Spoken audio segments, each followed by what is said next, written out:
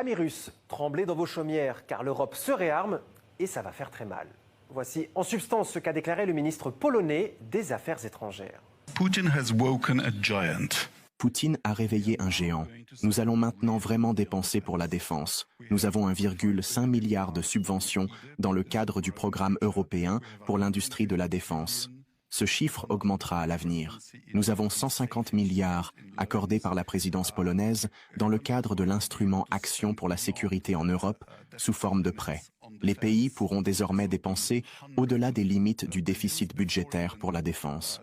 Ce sera des centaines de milliards, donc l'argent ne sera pas une contrainte. Dans quelques années, la Russie verra qu'elle aura beaucoup de mal à rivaliser avec nos dépenses. C'est exactement ce qui est arrivé à l'Union soviétique dans les années 1980. Mais l'Union européenne est-elle vraiment le géant inarrêtable que le chef de la diplomatie polonaise décrit?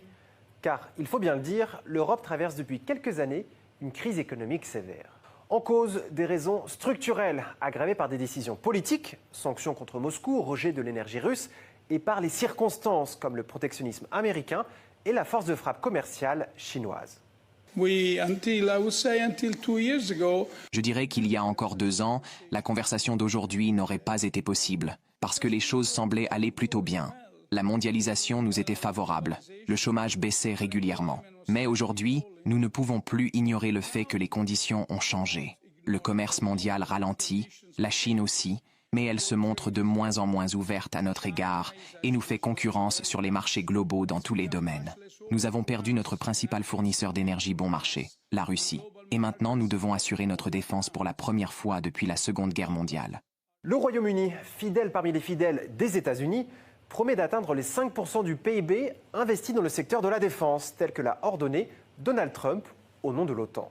Sauf que la situation financière de l'archipel n'est pas reluisante. On y est déjà en train de déshabiller Paul pour habiller Jacques. En France, c'est peut-être même pire. Pour combattre la hausse de la dette publique, le gouvernement a annoncé qu'il comptait réduire ses dépenses de près de 5 milliards d'euros avant la fin de l'année pour atteindre son objectif de déficit budgétaire de 5,4% du PIB. Dans ce contexte, difficile de passer aux 5% exigés par Trump. En Allemagne, aucune croissance économique n'est prévue à l'horizon, mais la principale puissance industrielle du continent, qui avait érigé la rigueur budgétaire en alpha et oméga de l'action gouvernementale, pourrait bien lâcher les chevaux. En effet, à l'initiative de son nouveau chancelier, Berlin compte s'endetter pour se réarmer. Face aux menaces qui pèsent sur notre liberté et sur la paix de notre continent, le quoi qu'il en coûte doit désormais être la règle de notre défense. Au passage, une Allemagne militairement forte, est-ce forcément une bonne idée? Cela pourrait rappeler de